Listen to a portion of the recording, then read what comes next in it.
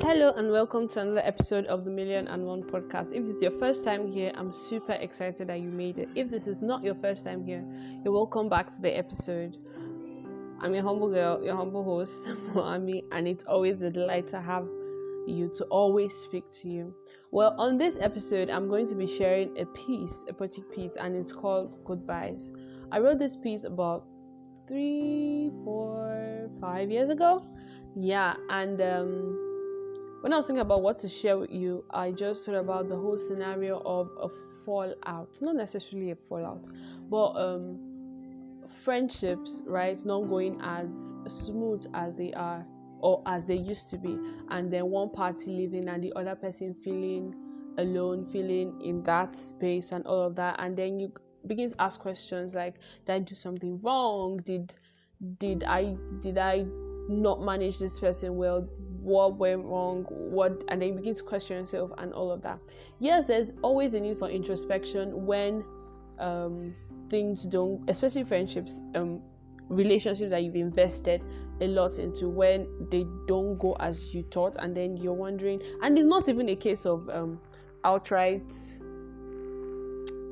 disagreements. It's just one thing is leading to another. For you know it, the person is not on your radar, and then boom. Well, sometimes people actually do come and then they do leave. One thing I learned quite early is that some people are actually in your life for a season, and some people are meant to stay. I know you want them to be there forever, but it's not always like that. So this piece basically just captures the whole feeling, emotions, questions, and resolve, of that place when someone you thought was going to be there for you, with you forever, seems to go. And this just basically gives hope, gives a direction as to how you should feel. So I'm not going to talk too much. Enjoy the piece.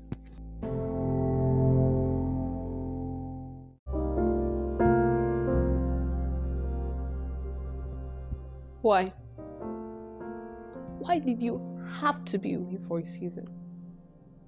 Why do you have to come and then leave? Why did fate even bring us together when the future isn't given to me to know? Why did the slated time for you in my journey have to end when the flowers of our love just began to tend? I mean, why do people come and then leave? Although their transit is supposed to be a joyful one, why do I find it so hard to bid them so? It's hard to watch you leave. I won't even lie. But not like to you I was meant to cleave for. You were like a signboard, directing me without being my destination.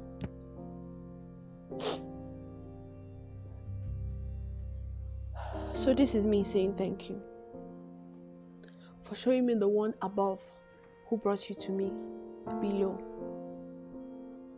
I trust he will help me with this phase and then bring another builder to add the block till I finally, fully become his edifice of grace.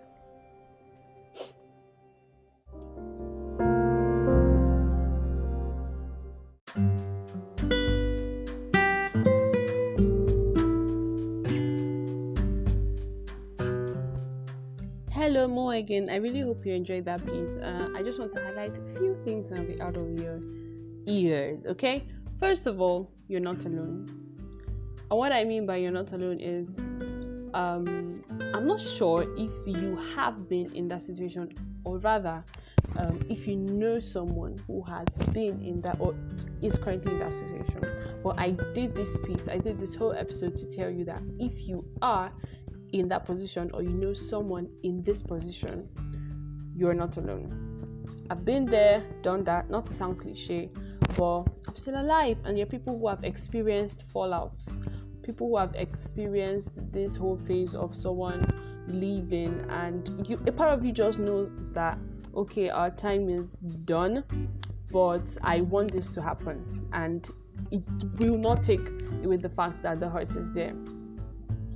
This is to tell you that you're not alone, and you can do this, and you can come out of it, and you're gonna be fine. Secondly, look up.